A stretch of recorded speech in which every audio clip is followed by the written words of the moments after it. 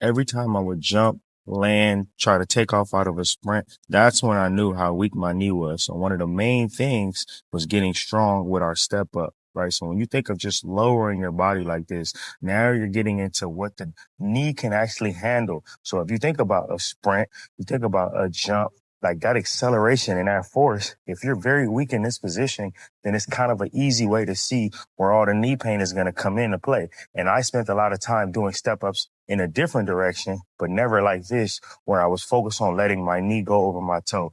And using something flat like this is a version of the Patrick step. And so now I can be at an elevated height. But in the beginning, I literally had to just start from flat ground just to establish the ability to do 25 straight reps. Like when I tell y'all this knee was so shot that I had to do a bunch of backwards walking and I had to do a bunch of this move right here. This again is the negative portion of getting stronger. So walking backwards, you can look at that like the positive, right? You're in that knee over toe position, then you push out of it. But now here, this eccentric or negative strength, having to fight down and resist gravity, this is how you're going to get that blood flow and really reestablish that mind to muscle connection that's necessary before we go to a greater range of motion. So the backwards walking is getting that healing process going. The step up strength is now that level 2 of knee demand. And then we get into fully bending each knee to eventually put two legs together. But I like to get each individual leg fully comfortable going through that full range. So now I know I'm not assuming that each knee can handle it. We've measurably spent the time on each side.